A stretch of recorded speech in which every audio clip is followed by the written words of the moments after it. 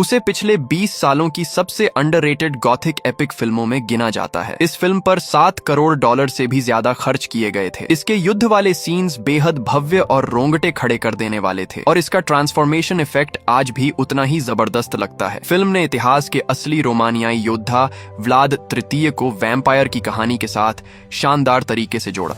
जब धूप उससे बस 0.01 मीटर दूर रह गई तभी वह अचानक रुक गया। ऐसा लगा मानो सूरज की रोशनी उसे जिंदा जला देगी। उसने हल्के से सिर हिलाकर पादरी को इशारा किया और तुरंत वहां से तेज कदमों से निकलने लगा। लेकिन तब तक पादरी के मन में शक पैदा हो चुका था। वह चुपचाप उसके पीछे चल पड़ा। ड्रैकुला घबराकर अंधेरी जगहों की तरफ जाने लगा। वह बार बार रास्ता बदलता, भीड़ में घुसता, दीवारों के किनारे चलता, लेकिन पादरी उसका पीछा छोड़ने का नाम ही नहीं ले रहा। उसने तलवार उठाई और उस कपड़े को काट दिया जो खिड़की पर लटक रहा था और धूप को अंदर आने से रोक रहा था। जैसे ही सूरज की रोशनी ड्रैकुला के शरीर पर पड़ी, उसकी चमड़ी जलने और गलने लगी। उसका चेहरा दर्द से कुछ ही सेकंड में सब मशालें लेकर उसके चारों तरफ जमा हो गए। आग की लपटों में घिरा ड्रैकुला धीरे धीरे बाहर निकलकर सामने आ गया। उसके शरीर पर जलने का कोई निशान नहीं था। वह बिना डरे सबके सामने खड़ा था। मैंने ये सब सिर्फ तुम्हें बचाने के लिए किया। ड्रैकुला आखिर वैम्पायर कैसे बना? इसकी कहानी साल 1442 से शुरू होती है। उस समय तुर्क साम्राज्य पूरी ताकत के साथ यूरोप पर राज कर रहा था। उनकी सेना इतनी विशाल और खतरनाक थी कि बड़े बड़े राज्य भी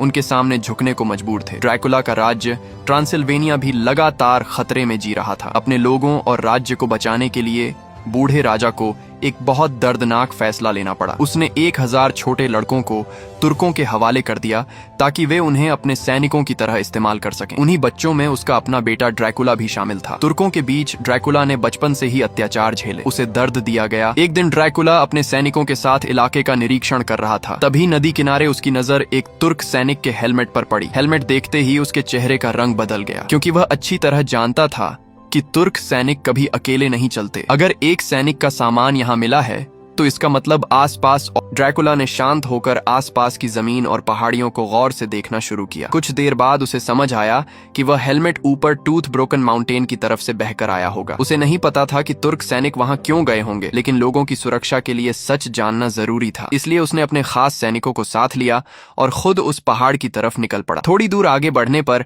उन्हें एक गुफा दिखाई दी। जैसे जैसे वे उसके करीब पहुंचे तभी अचानक गुफा के अंदर से चमगादड़ों का एक बड़ा झुंड तेजी से बाहर निकला। ड्रैकुला ने तुरंत अपनी तलवार निकाल ली। वह जानता था कि चमगादड़ दिन के समय यूं बाहर नहीं निकलते। इसका मतलब साफ था, गुफा के अंदर कोई ऐसी चीज मौजूद है जिसने उन्हें डरा दिया। पूरी गुफा टूटी हुई हड्डियों और इंसानी कंकालों से भरी पड़ी थी, लेकिन यह काम तुर्कों का नहीं लग रहा था। उसी समय ड्रैकुला को नीचे मिला वह हेलमेट याद आया जिस पर 3 गहरे पंजों के निशान बने हुए थे। उसके मन में अचानक एक बहुत बुरा एहसास पैदा हुआ। उसने तुरंत चारों तरफ नजर दौड़ाई और अपने लोगों को वापस लौटने का आदेश देने ही वाला था कि तभी अंधेरे में छिपा एक भयानक जीव अचानक बाहर कूदा और सीधे एक सैनिक पर टूट पड़ा। वह अपने सैनिकों के साथ लड़खड़ाता हुआ किसी तरह गुफा के बाहर पहुंचा। बाहर तेज धूप फैली हुई थी। ड्रैकुला ने जल्दी से पास पड़ी एक चांदी की तलवार उठा ली। जैसे ही सूरज की रोशनी तलवार से टकराकर उस जीव पर पड़ी, वह डर कर पीछे हट गया। ड्रैकुला ने ध्यान से देखा। तलवार पर लगा खून सूरज की रोशनी पड़ते ही पल भर में गायब हो गया। रात होने से पहले ही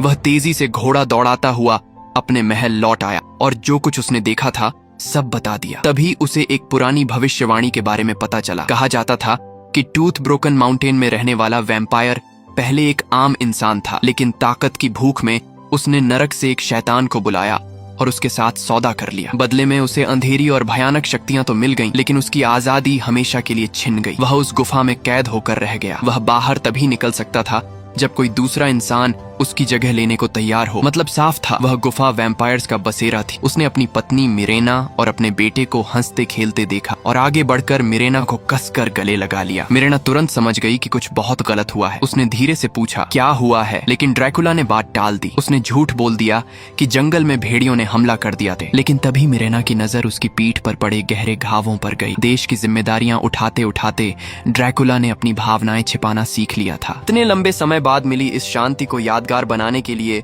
ड्रैकुला ने राजमहल में एक बड़ा भोज रखा। पूरे राज्य के लोगों को बुलाया गया। हर तरफ हंसी, संगीत और जश्न का माहौल था। तुर्क साम्राज्य के दूत अचानक महल में घुस आए। उनके चेहरे सख्त थे। उसने शांत आवाज में कहा कि वह पहले ही मौजूदा सुल्तान के लिए खास चांदी के सिक्के ढलवाए थे, जिन पर उसकी खुद की तस्वीर बनी हुई थी। आते ही उन्होंने ड्रैकुला से सवाल किया कि उनके लापता सैनिक कहाँ हैं, लेकिन उसने अपने चेहरे पर कोई भाव नहीं आने दिया और शांत रहकर कहा कि उसने किसी सैनिक को नहीं देखा। दूत उसकी बात मानने को तैयार नहीं थे। उन्हें शक था कि शायद उन्हीं सैनिकों को ड्रैकुला ने मरवाया है। लेकिन जाते जाते दूतों ने एक नया आदेश सुना दिया। सालों पहले जब ड्रैकुला को तुर्कों के पास भेजा गया था, उन्हीं दिनों में उसकी दोस्ती मौजूदा सुल्तान मोहम्मद से हुई थी। हालांकि उस दौर में उसके साथ भेजे गए 1000 लड़कों में से बहुत कम लोग जिंदा वापस लौट पाए थे। तुर्कों ने आदेश दिया कि ट्रांसिल्वेनिया फिर से 1000 लड़कों को तुर्क साम्राज्य के हवाले करे। ये सुनते ही ड्रैकुला ने साफ इनकार कर दिया। लेकिन एक कमजोर राज्य की आवाज की कीमत बहुत कम होती है। उन्होंने घमंड से कहा कि उसे हर हाल में सुल्तान का आदेश मानना पड़ेगा। ड्रैकुला का गुस्सा बढ़ने लगा। लेकिन तभी दूत ने एक ऐसी बात कही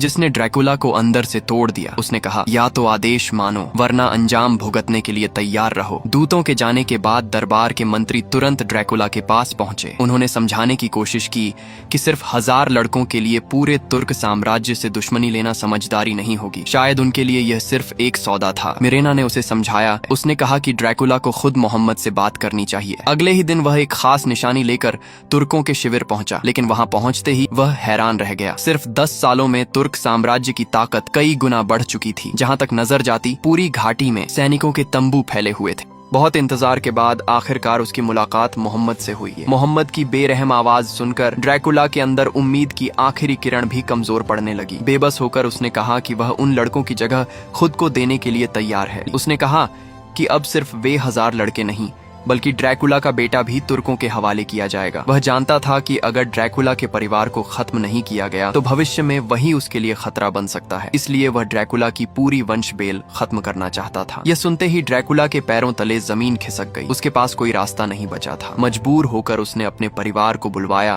ताकि बेटे को तुर्कों के साथ भेज सके। मिरेना यह सब बिल्कुल स्वीकार नहीं कर पा रही थी। वह रोते हुए ड्रैकुला से बार बार कह रही थी कि कोई और रास्ता सोचो। वह अपने बेटे को कसकर पकड़े रही और छोड़ने को तैयार नहीं हुआ। वह तेजी से आगे बढ़ा और आखिरी बार मोहम्मद से बात करने की कोशिश करने लगा। लेकिन तभी उसका बेटा अचानक दौड़ता हुआ उसके पास आया और उसका हाथ कसकर पकड़ लिया। जब ड्रैकुला अपने बेटे को लेकर दूतों के सामने पहुंचा तब उसने उनके चेहरों पर वही घमंड देखा। उसी पल उसके दिमाग में गुफा में छिपी वह अंधेरी शक्ति घूम गई। उसे एहसास हुआ कि अगर उसने अभी अपने बेटे का हाथ छोड़ दिया तो शायद वह उसे हमेशा के लिए खो देगा। उसने फैसला कर लिया। धीरे से उसने बेटे से कहा कि पीछे मुड़कर भाग जाओ और अगले ही पल उसने बिजली की तेजी से दूत की तलवार खींच ली। एक ही वार में उसने उसके दोनों हाथ और सिर धड़ से अलग कर दिए। बाकी सैनिक कुछ समझ पाते उससे पहले ही ड्रैकुला ने सबको काट डाला। चारों तरफ खून फैल गया। इसके बाद उसने अपने लोगों को आदेश दिया कि वे उसकी पत्नी और बेटे को लेकर तुरंत वहां से निकल जाएं और खुद घोड़े पर सवार होकर सीधे टूथ ब्रोकन माउंटेन की तरफ निकल पड़ा। अब उसके पास खोने के लिए कुछ नहीं बचा था। ड्रैकुला फिर से उसी गुफा में पहुंचा। उसने मशाल ऊंची उठाई, चलते हुए उस पहले वैम्पायर को ढूंढने लगा। तभी अचानक अंधेरे में अगले ही पल वैम्पायर का आदि पूर्वज उसके सामने आ खड़ा हुआ। मिलते ही उसने बिना किसी डर या घुमाव के ड्रैकुला को वैम्पायर्स की कमजोरी के बारे में बता दिया। उसने कहा, तुम्हारी इंसानी गंध मुझे परेशान कर रही है, इसे दूर करो। उसकी आवाज में घमंड साफ था। उसे अपनी ताकत पर पूरा भरोसा था, लेकिन साथ ही वह ड्रैकुला की परीक्षा भी ले रहा था। ड्रैकुला ने साफ कहा कि वह यहाँ ताकत लेने आया है। उसे ड्रैकुला की बातें झूठी महानता जैसी लगी। उसने कहा, इस दुनिया को हीरो नहीं चाहिए, इसे राक्षस चाहिए। इसके बाद उसने अपने नुकीले नाखूनों से ड्रैकुला की त्वचा काट दी। फिर उसकी बहती हुई खून की बूंद को अपनी चिपचिपी जीभ से चाटा। ड्रैकुला उसके लिए बाहर निकलने की आखिरी उम्मीद बनकर आया था। उस प्राचीन वैम्पायर ने बिना किसी भाव के पास पड़ी एक खोपड़ी उठाई और उसे अपने हाथों से तोड़ डाला। फिर उसने अपनी ही बांह को दांतों से चीर दिया। जब कटोरा पूरा भर गया तब वह उसे लेकर ड्रैकुला के सामने आया। उसने ड्रैकुला की आंखों में देखते हुए कहा कि अगर वह यह खून पी लेता है तो उसे उसकी सारी शक्तियां मिल जाएंगी। उसके बाद वह इंसानों से कई गुना ज्यादा ताकतवर हो जाएगा। वह अंधेरे में भी सब कुछ साफ देख पाएगा। उसकी ताकत और इंद्रियां सामान्य इंसानों से बहुत आगे निकल जाएंगी। उसने कहा कि इस ताकत के साथ एक ऐसी भूख आएगी, इंसानी खून की भूख। इतना कहकर उसने वह कटोरा ड्रैकुला की तरफ बढ़ा दिया। आखिरकार उसने आंखें बंद की और पूरा कटोरा एक ही बार में पी गया। जैसे ही खून उसके अंदर गया, उसके पूरे शरीर में अंधेरी ताकत फैलने लगी। उसकी नसें जलने लगी। ऐसा लग रहा था जैसे उसके शरीर के अंदर कुछ टूट रहा हो। कुछ समय बाद वह बर्फ जैसे ठंडे पानी में जागा। उसके शरीर में अब असाधारण ताकत थी। वह कई किलोमीटर दूर तक देख पा रहा था। जब उसने आसमान की तरफ देखा तो पूरी रात और सितारे पहले से कहीं ज्यादा चमकदार थी। लेकिन तभी उसकी उंगली में तेज जलन हुई। उसने देखा कि उसकी उंगली में पहनी हुई चांदी की अंगूठी उसकी चमड़ी जला रही। अपने राज्य का ख्याल आते ही वह तुरंत वहां से निकल पड़ा। लेकिन जब वह वापस पहुंचा तब तक तुर्क सेना हमला शुरू कर चुकी थी। लोग डर के मारे इधर उधर भाग रहे थे। सैनिक मर रहे थे। चीखें हर तरफ गूंज रही थीं। ट्रांसिल्वेनिया ने जिस शांति को पूरे 10 साल तक बचा कर रखा था, वह एक ही दिन में टूट चुकी थी। अगर ड्रैकुला सही समय पर वापस नहीं आता तो शायद लोग डरकर शहर के दरवाजे खोल देते और हार मान लेते। ड्रैकुला अकेला ही शहर के बाहर निकला। उसने सामने खड़ी तुर्क सेना को देखा। फिर उसने धीरे से अपनी मुट्ठियां भींच लीं। अगले ही पल वह तूफान की तरह दुश्मनों के बीच घुस गया। तुर्क सैनिक ताकतवर थे, लेकिन वे इंसान थे और अब ड्रैकुला इंसान नहीं रहा था। वह इतनी तेजी से हमला कर रहा था कि सैनिकों को संभलने का मौका तक नहीं मिल रहा था। लेकिन उन सबके बीच ड्रैकुला बिना रुके लड़ता जा रहा था। जब रात में चांदनी दोबारा मैदान पर फैली तब लोगों ने देखा कि पूरा युद्ध क्षेत्र लाशों से भर चुका है। ये ड्रैकुला की तरफ से दी गई खुली चेतावनी थी, एक सीधी चुनौती। उसी दौरान मिरेना को भी अपने पति का सच समझ आने लगा। उसने देखा कि ड्रैकुला की पीठ पर पड़े सारे घाव पूरी तरह गायब हो चुके हैं। मिरेना की नजर उसकी छाती पर पड़ी चांदी की अंगूठी पर गई, जो उसकी चमड़ी को जला रही थी। वह डरते हुए उसे छूने आगे बढ़ी, लेकिन तभी ड्रैकुला अचानक जाग गया। अब जब उसका सच सामने आ चुका था, उसने सीधे तंबू का कपड़ा फाड़ दिया। तेज धूप उसके शरीर पर पड़ी और उसकी चमड़ी जलने लगी। ड्रैकुला अब क्या बन चुका है? वह सिर्फ यह देख रही थी कि अपने लोगों और अपने बेटे को बचाने के लिए उसने खुद को कितना तोड़ दिया है। उसने कहा कि अभी वह धूप में नहीं रह सकता। 3 दिन किसी तरह बिना इंसानी खून पिए निकाल ले तो वह फिर से सामान्य हो जाएगा और अपनी ताकत भी रख पाएगा, ताकि बाकी लोगों को कुछ शक न हो। उसने मिरेना से कहा कि वह लोगों को लेकर पहले पहाड़ की तरफ निकल जाए। मिरेना खुद को संभालते हुए तंबू से बाहर निकली और लोगों को लेकर आगे। पहली बार लगा कि शायद उसका त्याग बेकार नहीं गया। उसके दिल में एक अजीब सी गर्माहट लौट आई। उस रात ड्रैकुला किले की दीवार पर खड़ा दूर देख रहा था। तुर्कों की विशाल सेना तेजी से उनकी तरफ बढ़ रही थी। ताकत के बावजूद इतने बड़े युद्ध को जीतना आसान नहीं होगा। उसके चेहरे पर चिंता साफ दिखाई दे रही थी। तभी मिरेना उसके पास आई। उसने उसे शांत करते हुए कहा, क्यों हर चीज को सिर्फ इस जिंदगी से जोड़कर देखते हो? शायद अगली जिंदगी भी होती है।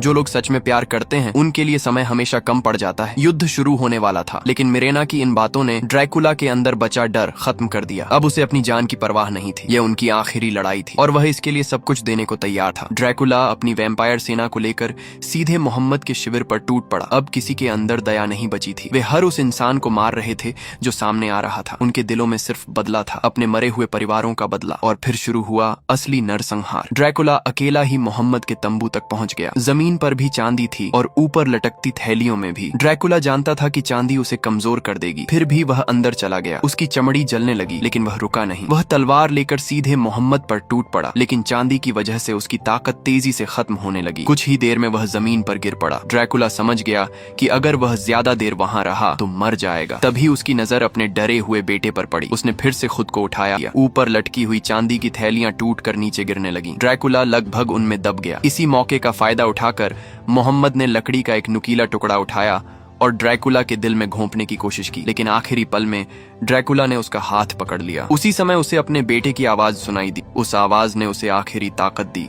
उसने अपने लोगों को गुलाम बनने से बचाने के लिए खुद पर अभिशाप ले लिया। वह खुद राक्षस बना ताकि उसके लोग इंसान बने रह सकें। और जब उसे लगा कि उसकी वजह से और खून बहेगा, तब उसने अपनी अमर जिंदगी तक खत्म कर दी। वह जन्म से राक्षस नहीं था। हालात ने उसे वैसा बना दिया जिससे लोग डरने लगे। दुनिया ने हमेशा उसके अंदर के वैम्पायर को देखा, लेकिन बहुत कम लोग समझ पाए कि इंसानी खून की प्यास को हर पल दबाकर जीना कितना दर्दनाक था। बहुत कम लोग समझ पाए कि जिन लोगों को बचाने के लिए उसने सब कुछ खो दिया, उन्हीं लोगों द्वारा ठुकराया जाना कितना तकलीफ देता है। उसने अपने राज्य की शांति के लिए खुद को पूरी तरह कुर्बान कर दिया, लेकिन बदले में इतिहास ने उसका नाम तक मिटा दिया। और शायद यही अकेलापन, यही दर्द उसे हमेशा के लिए एक अमर और दुख भरी कहानी बना गया। राज्य बदले, लोग बदले, दुनिया बदल गई। दिन और रात बदलते रहे। समुद्र की लहरें उठती और गिरती रहीं, और देखते ही देखते 1000 साल गुजर गए। फिर एक दिन आधुनिक दुनिया के एक बाजार में ड्रैकुला की मुलाकात एक ऐसी औरत से हुई जो बिल्कुल मिरेना जैसी दिखती थी। उसे देखते ही ड्रैकुला खुद को रोक नहीं पाया। उसके मुंह से वही कविता निकल गई